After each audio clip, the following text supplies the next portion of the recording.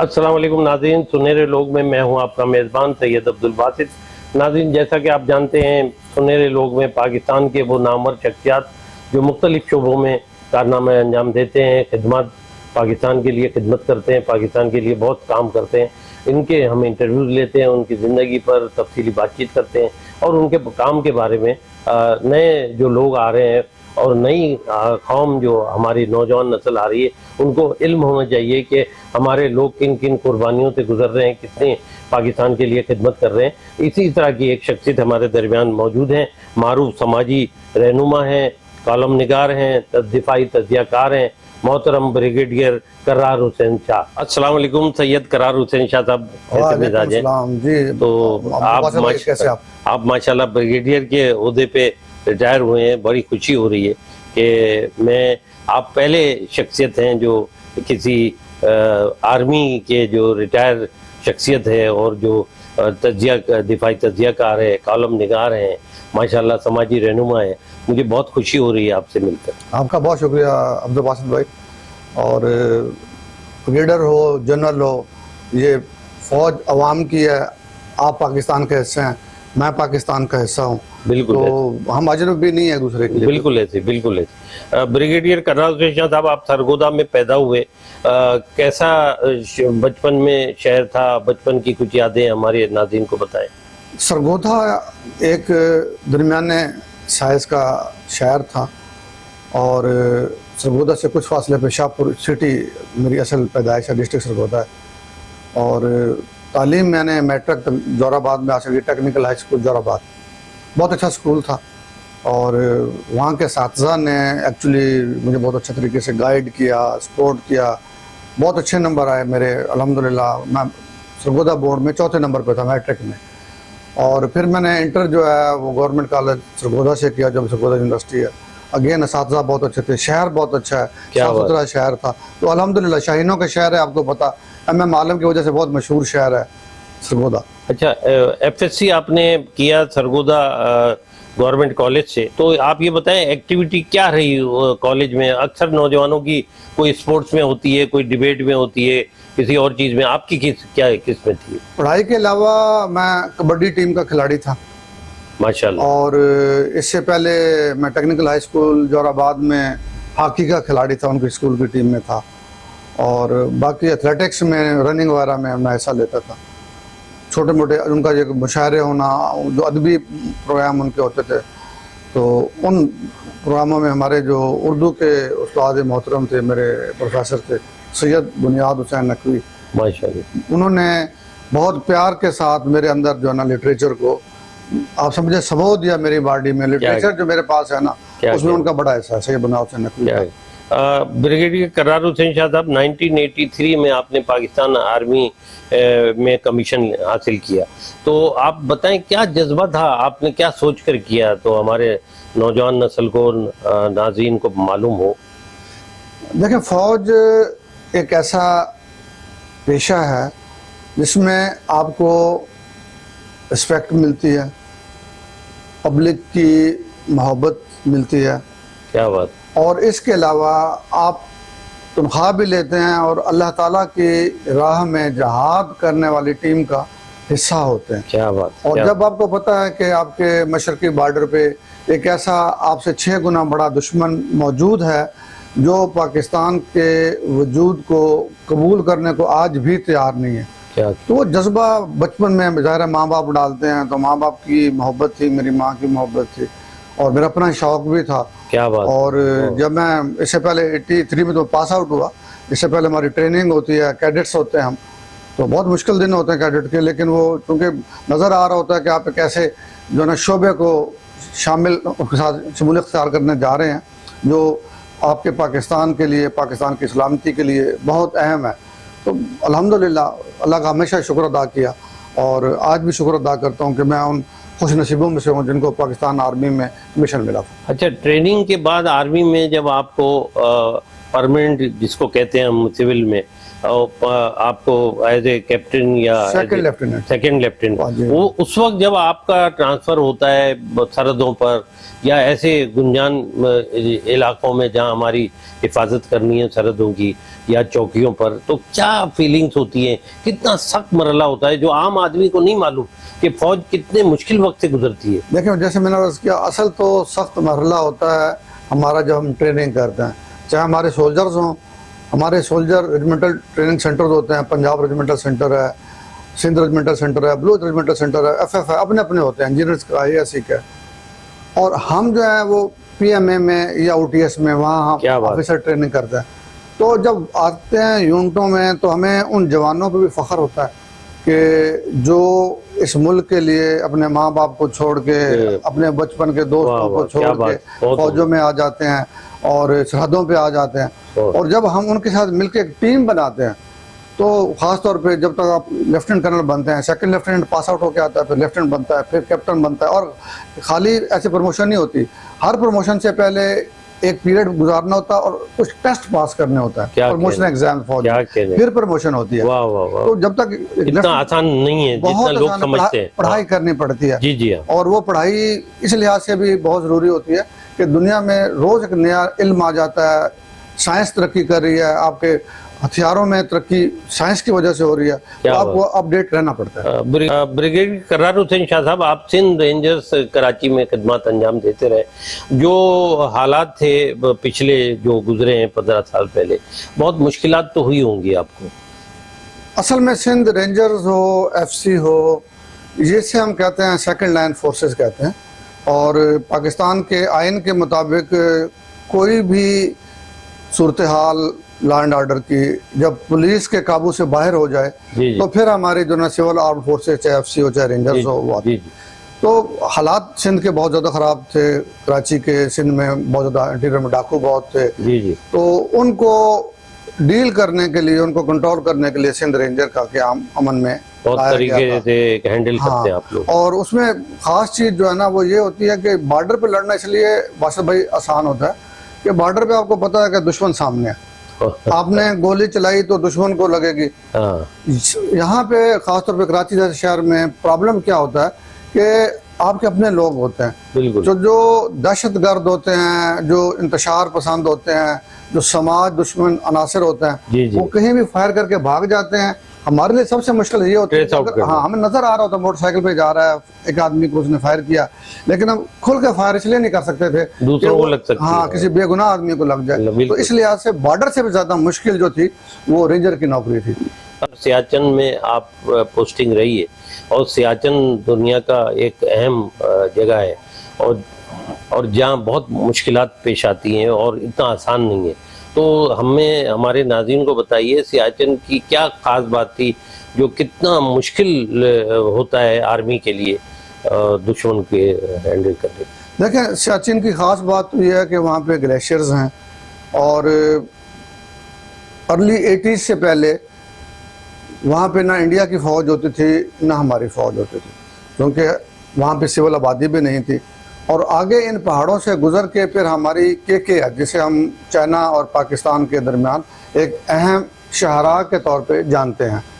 तो इंडिया ने चुपके से प्रोग्राम बनाया 80s के शुरू में कि हम इस रास्ते से, चूँकि हमने भी कभी ट्रूप्स नहीं रखे, इंडिया के भी नहीं थे, हम आगे चले जाएं और ऐसी पोजीशन तक पहुंच जाए जहां से चाइना और पाकिस्तान का जो इशारा है, जिसको हम रेशम कहते हैं, इशारा कुराकरम भी कहते हैं, इसको वो थ्रेटन कर सकें अपने फायर के ज़रिए।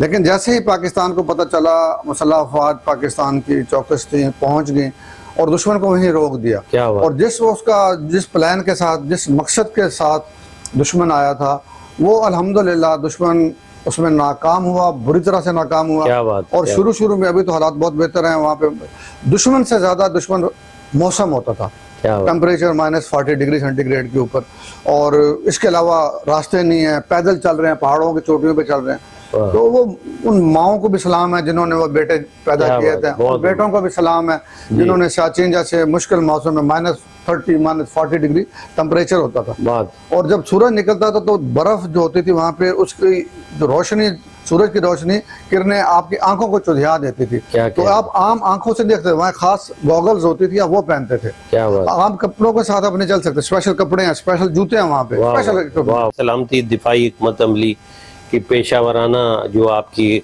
तरबियत के शोबों में रही है, तो उस हवाले से कुछ बताएं कि कहाँ कहाँ खिदमत अंजाम दी आपने, तफसील थोड़ी। मैं तो ऑलमोस्ट सारे शहरों में घूमा हूँ। मैं पहली पोस्टिंग उकाड़ा में थी, फिर बन्नू में, फिर कराची में, उकाड़ा, बन्नू, फिर कराची, कराची से फिर मंगला से सियाचिन से फिर मैं कोर्स पे चला गया कोयटा में, माशाल्लाह। कोयटा से फिर मैं वापस आ गया खारियाँ, लाहौर, और लाहौर के बाद फिर कोयटा के बाद फिर जो है ना दरमियान में वो कारगिल का चक्कर था, उस चक्कर में चला गया, मैं कारगिल में चला गया, और लंडी कोतल, पता नहीं कहाँ कहाँ पाकिस्तान में। पाकिस्तान के अलावा मुझे फख्र हासिल है कि पाकिस्तान का एक अमन दस्ता सिरा लियोन में जा रहा था, अफ्रीका के बिल्कुल एंड पे है, जनूब में जाके, आखिर में सॉरी मगरिब में जाके, तो उसमें जाके मैंने साल से ज़्यादा गुजारा, एक यूनिट की कमांड की, और एक ऐसा मुल्क जो जहाँ पे 60% मुसलमान हैं, 30% क्रिश्चियन हैं, और 10% पुराने अकीदे के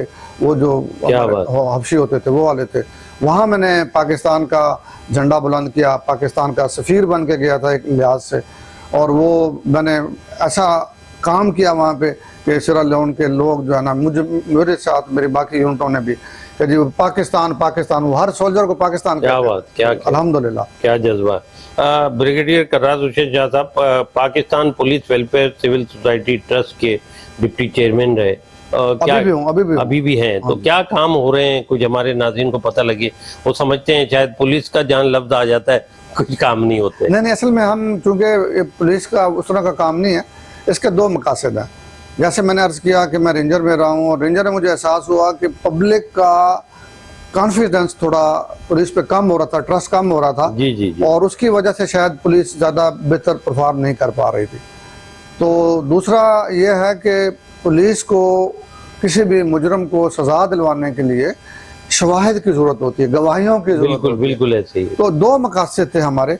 एक मकसद तो ये था कि पुलिस की जो आम पब्लिक में रेपो बन रही है उसको बेहतर किया जाए, और उनको बताया जाए कि भाई पुलिस के लोग जो है ना लॉ एंड ऑर्डर को मेंटेन करने के लिए बहुत कुर्बानियाँ दे रहे हैं। और दूसरा ये था कि इनके जो शोधा है, उनके शोधा की फैमिली को देखा जाए, जिनके माली मसाइल थे, बच्चों को तालीम के लिए उनके अच्छे स्कूलों में दाखिले कराए जाएँ। इसके अलावा इसका एक मकसद एक पाकिस्तान हीरो अवार्ड के नाम से एक साल में हम हीरो अवार्ड देते हैं। जी। जिंदगी के मुख्तलिफ शोबों में, चाहे वो पुलिस के लोग हों, रेंजर के लोग हों, आर्मी के लोग हों, हमारे बिजनेसमैन हों, मीडिया के लोग हों, तो आपके शोबे से आर्ट के लोग हों, तो उनको हम जो है ना वो पाकिस्तान हीरो अवार्ड देते हैं। और उसका मेन मकसद यही होता है कि जो लोग अच्छा काम कर रहे हैं उनकी हौसला अफजाई की जाए। जो है ना professional youth foundation of Pakistan के एग्जीक्यूटिव काउंसिल के चेयरमैन भी है, तो यूथ फाउंडेशन जो है क्या काम हो रहा है, और इसमें क्या आने वाली नौजवान नस्ल के लिए क्या बेहतरी हो रही है। Professional youth foundation of Pakistan, इसके हमारे जो चेयरमैन या आप समझे बानी, वो मिस्टर उमर खान हैं। उमर खान बहुत मशहूर एक एंकर हैं, बहुत टॉप का जो डिबेटर है, बहुत से चैनल पर उसने काम किया। मकसद ये है कि हमारे जो मुल्क की आबादी यूथ पे है, ज़्यादा यूथ तादाद है जी, और उनको एक तो सपोर्ट करना, गाइड करना कि कौन से शोबे में उन्होंने जाना है, जिस शोबे में वो आ गए हैं, फिर उस शोबे में हम उस शोबे के माहिरीन की खिदमत हासिल करते हैं, चाहे वो प्रोफेसर हों, चाहे वो इंजीनियर्स हों, एक गाइडलाइन हो गई। गाइडलाइन हमारे जो यूथ हैं उनको गाइडलाइन देना कि इस शोबे में ऐसे काम करें। जैसे आजकल IT का शोबा है, वह मुख्तलिफ यूनिवर्सिटियों से जो है ना वो रिक्वेस्ट करते हैं। इकरा यूनिवर्सिटी पे हमारा सेमिनार हुआ, अभी इस पीर को हमारा हबीब जो ना सलीम यूनिवर्सिटी में एक सेमिनार हो रहा है। तो यूनिवर्सिटीज़ के असातिज़ा से हम रिक्वेस्ट करते हैं, और उस सेमिनार के जरिए ये मैं समझता हूँ कि करार साहब ये बहुत अहम काम है, जो नौजवान नस्ल को गाइडेंस चाहिए और उनकी सिमत दुरुस्त करनी है, बहुत जरूरी है। मैं समझता हूँ ये बहुत अहम काम कर रहे हैं, और इसमें हमारे बड़े बड़े लोग इसमें शामिल हैं, मतलब अपने अपने शोबों में मास्टर वो लोग होते हैं हमारे पैनल में, वो शामिल हैं, और वो आके फिर हमारे यंगस्टर्स को, यूथ को जो है ना वो गाइडेंस देते हैं। करार शाह साहब, आप कालम निगार भी हैं, ज्यादातर किन मसाइल पर आप लिखते हैं? जैसे मैंने अभी ये देखा डिफेंस जर्नल, ये एक मैगजीन है पाकिस्तान का बड़ा मैगजीन, और इसमें आपने वुमेन्स के डे पे आपने लिखा है। इस तरह आम दिनों में आप जो कॉलम्स लिखते हैं, क्या किन मसाइल पे लिखते हैं, जरा नाज़रीन को बताएं। ज़्यादातर मेरे जो कॉलम होते हैं वो करंट अफेयर पे होते हैं, और करंट अफेयर में जिसमें पब्लिक का फ़ायदा हो, प्योरली गैर सियासी। मैं सियासी टॉपिक को बिल्कुल टच नहीं करता। ठीक है, वो इसलिए कि सियासी बातें जब आप करते हैं तो आपको सच झूठ शामिल करना पड़ता है, तो वो सियासी बातें बिल्कुल नहीं करता मैं। अभी जैसे इसमें मैंने आलमी ख़वातीन जो है यौम ख़वातीन के हिसाब से आर्टिकल था, ये डिफेंस जर्नल में छपा मेरा, और न्यूज़ लार्क में मेरा जो है ना वो कल एक जो है ना छपा था। इंग्लैंड में एक पार्टी जो है ना तीसरी पार्टी इलेक्शन जीती है, ठीक है, हाँ जी, उसका नाम है रिफॉर्म यूके पार्टी। तो ये वो पार्टी है जो कहती है जो उसके मुल्क में जो गैर मुल्की आके रह रहे हैं इमिग्रेंट्स हैं उनको निकालें। तो एक बहुत चेंज आई है यूके की पॉलिटिक्स में। और आप क्या समझते हैं कि ये यूके में पहला वाक़या है जो पहला वाक़या दूसरी पार्टी से तीसरी पार्टी है? तीसरी पार्टी पहला वाक़या, और अच्छी सीटें उन्होंने ली है। तो ये खतरे की घंटी है, खासतौर उन लोगों के लिए जो यूनाइटेड किंगडम में यूके में सेटलर हैं, एशिया के लोग खासतौर पे जो बाहर हैं, खासतौर पाकिस्तान के, इंडिया के बहुत ज्यादा, इंडिया पाकिस्तान कीनिया के हैं, 3-4 मुल्कों में बहुत ज्यादा है। और हमारे कुछ लोग जो अभी बाहर जाने का सोच रहे हैं, एक्चुअली मकसद ये था कि उनको पता चले बाहर क्या खतरात है। आपको पता है डोनाल्ड ट्रम्प ने 30 साल से जो लोग रह रहे हैं जी, और जिनके पास ग्रीन कार्ड था उनको कहता निकालो। हाँ। तो पाकिस्तान एक अल्लाह ताला की जन्नत, आगे जाके ये मसाइल आ रहे हैं, मसाइल होंगे, तो पाकिस्तान एक अल्लाह ताला की जन्नत है। आप 4 रोटियों के बजाय 2 खा लो, आप एक बड़ी कार के बजाय छोटी कार में फिर लो, लेकिन पाकिस्तान से बेहतर कोई पाकिस्तान से बेहतर कोई जगह नहीं। अपना मुल्क अपना मुल्क। नाज़रीन, सुनहरे लोग में हमारे साथ मौजूद हैं मारूफ समाजी रहनुमा, कालम निगार, दिफाई तज्जियाकार मोहतरम कर्रार हुसैन शाह साहब। हमारे चैनल को सब्सक्राइब कीजिए, लाइक कीजिए। एक वक्फे के बाद दोबारा मुलाकात।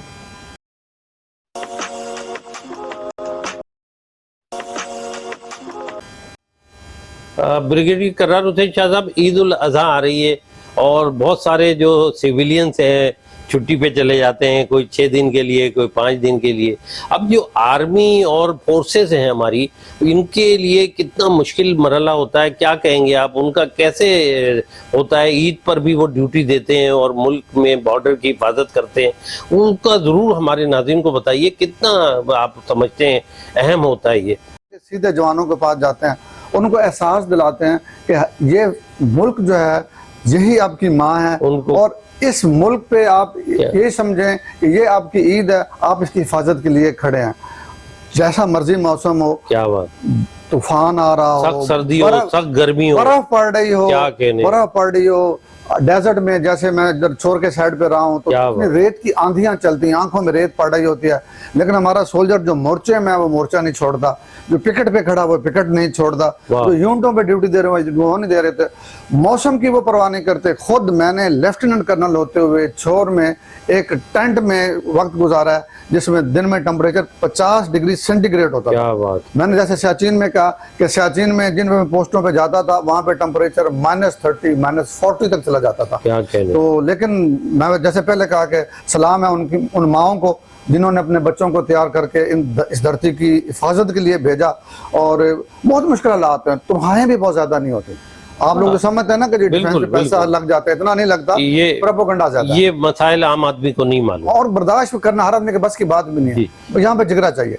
ब्रिगेडियर कर्रार हुसैन शाह साहब, एक सवाल बड़ा लोगों के जहन में आता है कि जो हमारे जवान, फौजी जवान, फोर्स के, नेवी के, ये जब शहीद होते हैं तो इनकी जगह क्या इनके भाई बेटे को कोई आर्मी में ऐसी पॉलिसी है फोर्सेस में कि उनको एडजस्ट किया जाता है या उनको मौका दिया जाता है?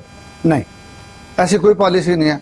उसकी वजह यह है कि आर्मी का एक फिजिकल अपना स्टैंडर्ड है, आर्मी का एक अपना जो एक कम से कम मेयार है, मेयार पे उतरना। हाँ, उस मेयार पे अगर उतरता है तो उसको डेफिनेटली तरजीह दी जाती है, बहुत इज्जत और एहतराम के साथ उसको देखा जाता है। लेकिन ये ज़रूरी नहीं है कि अगर एक शहीद का बेटा है तो और उस मेयार पे वो नहीं उतरता, खुदा ना करे उसको कोई फिजिकल प्रॉब्लम हो, खुदा ना करे वो जहनी तौर पे उस स्टेज पे नहीं है जिसके लिए फौज जो है ना वो नौजवानों को ढूंढ रही होती है, तो वो नहीं होता मतलब। लेकिन अगर वो उन मेयार पे पूरे मेरिट है, उस मेरिट पे पूरा उतरता है उसको इज्जत दी जाती है, उसको एहतराम किया जाता है बाकियों की निस्बत की। एक शहीद का बच्चा है, शहीद का भाई है, लेकिन ऐसा नहीं है कि सीट पक्की है, ऐसी कोई पॉलिसी नहीं। अच्छा, अदब से बहुत लगाव है, जाहिर है आप कालम निगारी भी करते हैं, अदबी मैंने अक्सर तकरीबात में मेरी आपकी मुलाकात है। ये बताइए कोई शायरी वगैरह भी करते हैं? हाँ, शायरी में कुछ मज़ाहिया शायरी या कुछ पैरोडी वगैरह जो है ना, कुछ एक दो चार नाज़रीन को सुनाना पसंद करें तो? वो आजकल के एक तो नौजवानों के लिए है कि जी आजकल के नौजवान खुद पे ज़्यादा तवज्जो देते हैं जी, और अपने पेरेंट्स पे दाएं बाएं पे कम देते हैं। वो कहता है कि माँ को एक पाई तक नहीं देते, माँ को एक पाई तक नहीं देते, माँ के ऐसे भी लाल होते हैं। क्या बात! बहन तरसे बेचारी साबुन को, बहन तरसे बेचारी साबुन को और खुद शैम्पू से बाल धोते हैं। क्या कहने। एक और है जो कि बकर ईद भी आ रही है, जिसे हम ईद कुर्बान भी कहते हैं।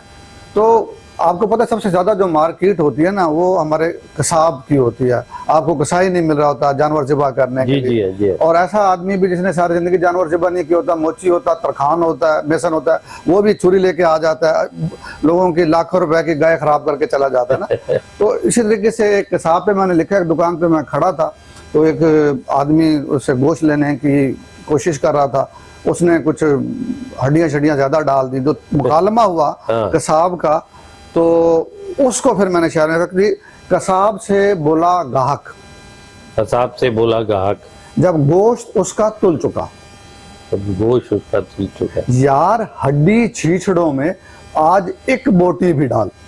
अच्छा यार हड्डी छीछड़ों में आज एक बोटी भी डाल, बरहमी से देखकर गाहक को बोला यूं कसाब। उसको बड़ा गुस्सा आया उस गाहक पर, इसने सवाल क्या कर दिया।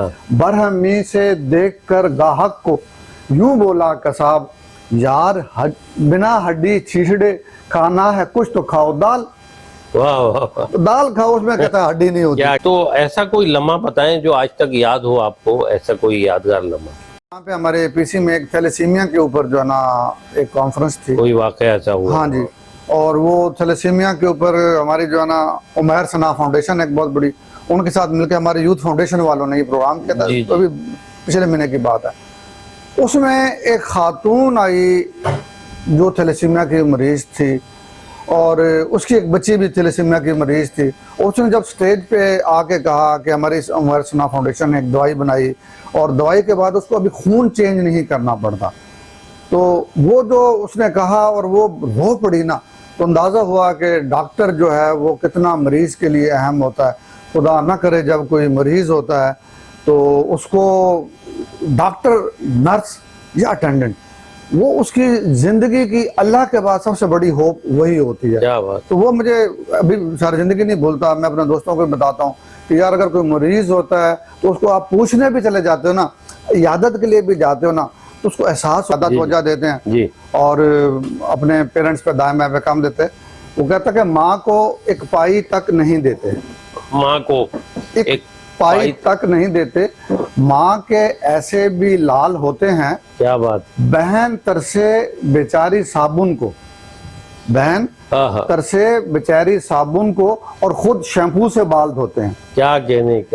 एक और है जो कि बकर ईद भी आ रही है, जिसे हम ईद कुर्बान भी कहते हैं। तो आपको पता है सबसे ज्यादा जो मार्केट होती है ना, वो हमारे कसाब की होती है।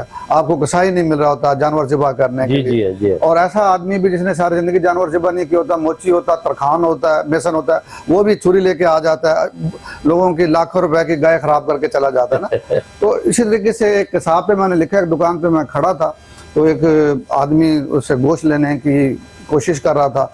उसने कुछ हड्डियां शड्डियां ज्यादा डाल दी, जो मुकालमा हुआ कसाब का।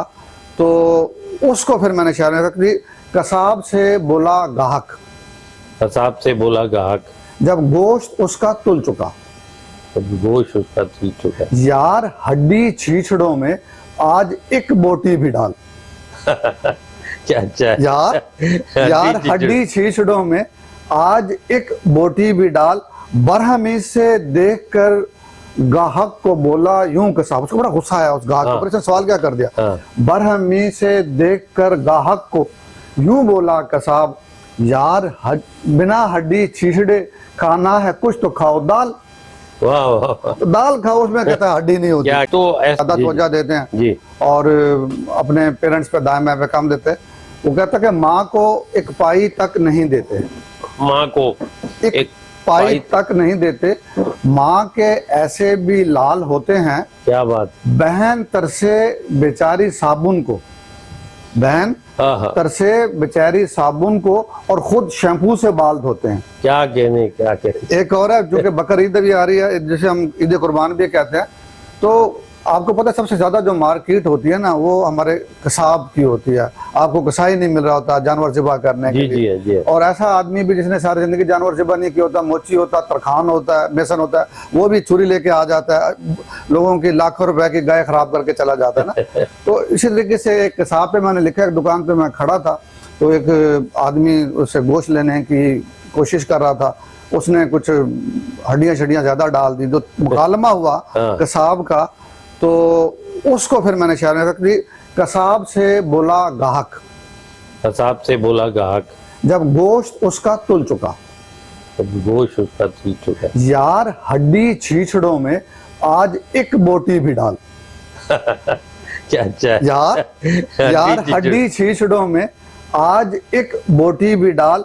बरहमी से देखकर गाहक को बोला यूं कसाब, उसको बड़ा गुस्सा आया उस गाहक को, इसने सवाल क्या कर दिया। बरहमी से देखकर गाहक को यूं बोला कसाब, यार बिना हड्डी छीछड़े खाना है कुछ तो खाओ दाल। वाह वाह। तो दाल खाओ, उसमें कहता है हड्डी नहीं होती। क्या तो ऐसा कोई लम्हा बताएं जो आज तक याद हो आपको, ऐसा कोई यादगार लम्हा। यहाँ पे हमारे पीसी में एक थैलेसीमिया के ऊपर जो है ना एक कॉन्फ्रेंस थी, कोई वाकया ऐसा हुआ। हाँ जी। और वो थैलेसीमिया के ऊपर हमारी जो है ना उमैर सना फाउंडेशन एक बहुत बड़ी, उनके साथ मिलकर हमारे यूथ फाउंडेशन वालों ने ये प्रोग्राम किया था। तो अभी पिछले महीने की बात है। उसमें एक खातून आई जो थैलेसीमिया की मरीज थी, और उसकी एक बच्ची भी थैलेसीमिया की मरीज थी। उसने जब स्टेज पे आके कहा कि हमारी उमैर सना फाउंडेशन ने एक दवाई बनाई, और दवाई के बाद उसको अभी खून चेंज नहीं करना पड़ता, तो वो जो उसने कहा और वो रो पड़ी ना, तो अंदाज़ा हुआ कि डॉक्टर जो है वो कितना मरीज़ के लिए अहम होता है। खुदा ना करे जब कोई मरीज़ होता है तो उसको डॉक्टर, नर्स या अटेंडेंट, वो उसकी ज़िंदगी की अल्लाह के बाद सबसे बड़ी होप वही होती है। क्या बात। तो वो मुझे अभी सारी ज़िंदगी नहीं भूलता। मैं अपने दोस्तों को बताता हूँ कि यार अगर कोई मरीज़ होता है तो उसको आप पूछने भी चले जाते हो ना, इयादत के लिए भी जाते हो ना, तो उसको एहसास होता है कि दुख की घड़ी में कोई मेरे साथ है। हो सकता है आपके हमदर्दी के दो जुमले उसको उस दवाई से बेहतर असर कर जाएं जो डॉक्टर दे रहा है। बिल्कुल करनी है, अल्लाह और रसूल ने जो रास्ता बताया उसके मुताबिक ज़िंदगी गुजारनी है। और एक और बात, ज़िंदगी गुजारें अपनी कामयाबी के लिए, किसी का हक ना मारें। क्या बात। कामयाबी वही होती है जिससे कोई दूसरा मुतासर ना हो। अगर आपने अपनी कामयाबी के लिए किसी के साथ जाती की, तो आपका अपना ज़मीर भी मुलामत करता रहेगा, वो दूसरा बददुआ करता रहेगा, और मरने के बाद तो अल्लाह ताला भी पूछेगा। तो इस तरह से करें, मेहनत करें। अल्लाह बहुत गफूर और रहीम है, बहुत ज़्यादा मखलूक से प्यार करता है। और हमेशा जब भी आप अल्लाह ताला पे भरोसा रख के दुआ मांगो, मेहनत करो, अल्लाह ताला हमेशा आपको अच्छा सिला देते हैं। और नाज़रीन, आप जानते हैं कि पाकिस्तान इंशाअल्लाह तादम क़यामत तक पाकिस्तान कायम रहेगा और तरक्की करेगा, और इसी तरह हम पाकिस्तान की खिदमत करते रहें। हमारे साथ मौजूद थे सुनहरे लोग में एक बहुत ही अहम शख्सियत, पाकिस्तान की मारूफ समाजी रहनुमा, फिर दिफाई तज्ज़ियाकार, कॉलम निगार, मोहतरम ब्रिगेडियर कर्रार हुसैन शाह साहब से तफसीली बातचीत हुई। बहुत खुशी हुई कर्रार साहब, आपका बहुत शुक्रिया। आपका बहुत शुक्रिया। और बहुत ही अच्छी गुफ्तगू रही, नाज़रीन को पसंद आएगी। बहुत बहुत शुक्रिया। अगले मेहमान तक आने तक फिर इजाज़त दीजिए। अल्लाह ज़्यादा तवज्जो देते हैं जी, और अपने पेरेंट्स पे दाएं बाएं पे काम देते हैं। वो कहता है कि माँ को एक पाई तक नहीं देते, माँ को एक पाई तक नहीं देते। माँ के ऐसे भी लाल होते हैं। क्या बात। बहन तरसे बेचारी साबुन को, बहन तरसे बेचारी साबुन को, और खुद शैम्पू से बाल धोते हैं। क्या कहने। एक और है जो कि बकर ईद भी आ रही है, जिसे हम ईद कुर्बान भी कहते हैं। तो आपको पता है सबसे ज्यादा जो मार्केट होती है ना वो हमारे कसाब की होती है। आपको कसाई नहीं मिल रहा होता जानवर ज़िबा करने के लिए। जी। और ऐसा आदमी भी जिसने सारी जिंदगी जानवर ज़िबा नहीं किया होता, मोची होता, तरखान होता है, मेसन होता है, वो भी छुरी लेके आ जाता है, लोगों की लाखों रुपए की गाय खराब करके चला जाता है ना। तो इसी तरीके से एक कसाब पे मैंने लिखा, एक दुकान पे मैं खड़ा था, तो एक आदमी उससे गोश्त लेने की कोशिश कर रहा था, उसने कुछ हड्डियां शड्डियां ज्यादा डाल दी, जो मुकालमा हुआ कसाब का, तो उसको फिर मैंने शायर में रख दी, कसाब से बोला गाहक, कसाब से बोला गाहक, जब गोश्त उसका तुल चुका, जब गोश्त उसका तुल चुका, यार हड्डी छीछड़ों में आज एक बोटी भी डाल। अच्छा यार हड्डी छीछड़ों में आज एक बोटी भी डाल, बरहमी से देखकर गाहक को बोला यूं कसाब। उसको बड़ा गुस्सा आया उस गाहक को, इसने सवाल क्या कर दिया, बरहमी से देखकर गाहक को यूं बोला कसाब, यार बिना हड्डी छीछड़े खाना है कुछ तो खाओ, दाल। वाह तो दाल खाओ, उसमें कहता है हड्डी नहीं होती। तो ऐसा कोई लम्हा बताएं जो आज तक याद हो आपको, ऐसा कोई यादगार लम्हा। यहाँ पे हमारे पीसी में एक थैलेसीमिया के ऊपर जो है ना एक कॉन्फ्रेंस थी, कोई वाकया ऐसा हुआ? हाँ जी, और वो थैलेसीमिया के ऊपर हमारी जो है ना उमैर सना फाउंडेशन एक बहुत बड़ी, उनके साथ मिलकर हमारे यूथ फाउंडेशन वालों ने ये प्रोग्राम किया था, तो अभी पिछले महीने की बात है। उसमें एक खातून आई जो थैलेसीमिया की मरीज थी, और उसकी एक बच्ची भी थैलेसीमिया की मरीज थी। उसने जब स्टेज पे आके कहा कि हमारी उमैर सना फाउंडेशन ने एक दवाई बनाई, और दवाई के बाद उसको अभी खून चेंज नहीं करना पड़ता, तो वो जो उसने कहा और वो रो पड़ी ना, तो अंदाज़ा हुआ कि डॉक्टर जो है वो कितना मरीज़ के लिए अहम होता है। खुदा ना करे जब कोई मरीज़ होता है तो उसको डॉक्टर, नर्स या अटेंडेंट, वो उसकी ज़िंदगी की अल्लाह के बाद सबसे बड़ी होप वही होती है। क्या बात। तो वो मुझे अभी सारी ज़िंदगी नहीं भूलता। मैं अपने दोस्तों को बताता हूँ कि यार अगर कोई मरीज़ होता है तो उसको आप पूछने भी चले जाते हो ना, इयादत के लिए भी जाते हो ना, तो उसको एहसास होता है कि दुख की इस घड़ी में कोई मेरे साथ है। हो सकता है आपके हमदर्दी के दो जुमले उसको उस दवाई से बेहतर असर कर जाएं जो डॉक्टर दे रहा है।